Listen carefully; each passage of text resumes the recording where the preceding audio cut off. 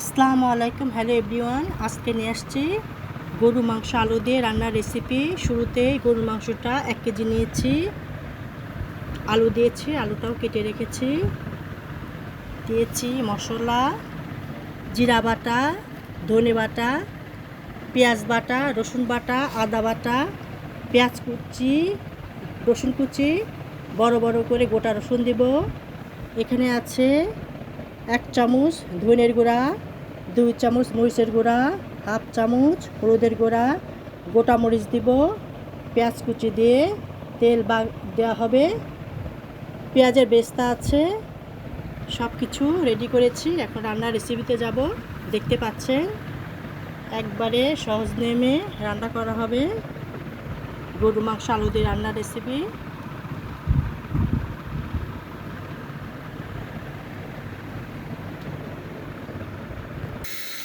কড়াইয়ে 6 বেনতে দিলাম। এখন পেঁয়াজ কুচি দিয়ে লালচে বাটানি হলে মশলা দিয়ে দিব।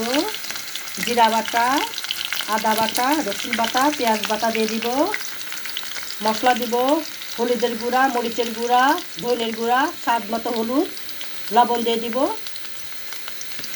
এখন নাড়াচাড়া করা হবে। একটু লালচে বাদামি হলে মশলাগুলো দিয়ে দিব। গরম মশলা আছে, তেজপাতা দেওয়া হবে, শুকনো মরিচ দেওয়া হবে, গোটা রসুন দেওয়া হবে। জিরা বাটা 1 চামচ দিলাম, আদা বাটা 1 চামচ, পেঁয়াজ বাটা 1 চামচ, রসুন বাটা 1 চামচ দিয়ে নাড়াচাড়া করা হবে। মরিচের গুঁড়া 2 চামচ আছে, 1 চামচ ধনের গুঁড়া আছে, 1 চামচ হাফ চামচ হলুদের গুঁড়া দিয়েছি। তেজপাতা 1 চামচ, লবণ দিয়েছি, শুকনো মরিচ, গরম মশলা একসাথে সব দিয়ে দিব। দিয়ে মশলা কষানো হবে। লবণটা আপনারা যেভাবে খান সেভাবে দিবেন, লাগলে পরে দেওয়া হবে। সামান্য কুসুম গরম পানি দিয়ে আমি মশলা কষানো হবে দিয়ে দিলাম। যত মশলা কষানো যায় 1 কেজি মাংস আলু দিয়ে রান্নাটা তত ভালো লাগবে খেতে। গোটা রসুন দিয়ে দিচ্ছি, আর একটু পেঁয়াজ রসুন কুচি দিয়ে দিলাম, খেতে আর ভালো লাগবে। মাংস দিয়ে কষানোতে 1 কেজি মাংস দিয়ে দিচ্ছি। আলু পরে দিব, একটু সিদ্ধ হলে আলু দেওয়া হবে, আলুটা তাড়াতাড়ি সিদ্ধ হয়ে যাবে। এদের মাংসটা আগে কষাই নিব। একটু কুসুম পানি দিয়ে মাংসটা কষাবো। এভাবে মাংসটা নাড়াচাড়া করবো আর একটু পানি দিয়ে ঢেকে ঢেকে মাংসটা কষায় কষায় রান্না করা হবে। কষাচ্ছি, আমি নাড়াচাড়া করছি, সব মশলার জন্য মাংসের গায়ে লাগে, এভাবে নাড়াচাড়া করছি, দেখতে পাচ্ছি। পেঁয়াজের বেস্তা দিয়ে দিচ্ছি, দিয়ে আরও কষানো হবে। পরে রাঁধুনি মশলা পরে দিব, আর একটু হলে দিয়ে দেওয়া হবে। দিয়ে নাড়াচাড়া করে মশলা যত কষানো যাবে মাংস খেতে তত ভালো লাগবে।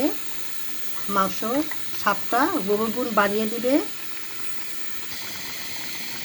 বাজারের মাংস বাজার থেকে নিয়ে আসলে মাংসটা কিন্তু ভালো করে ধুয়ে নিতে হবে, কারণ অনেক সময় বালু থাকে মাংসের মধ্যে, ওরা কাটে।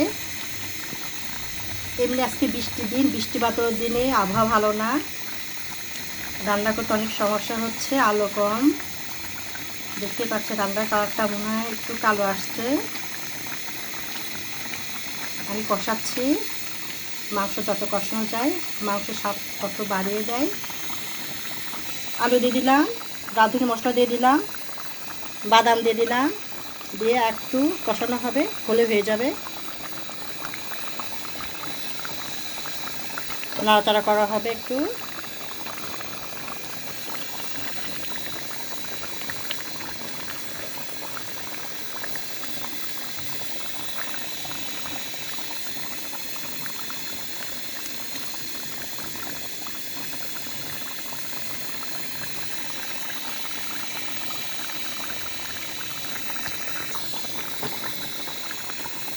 আলু দিয়ে দিয়েছি, আলু সিদ্ধ হলে নামিয়ে ফেলবো। রান্নাটা হয়ে গেছে মোটামুটি, রান্না সিদ্ধ হলেই মাংস নামিয়ে ফেলবো।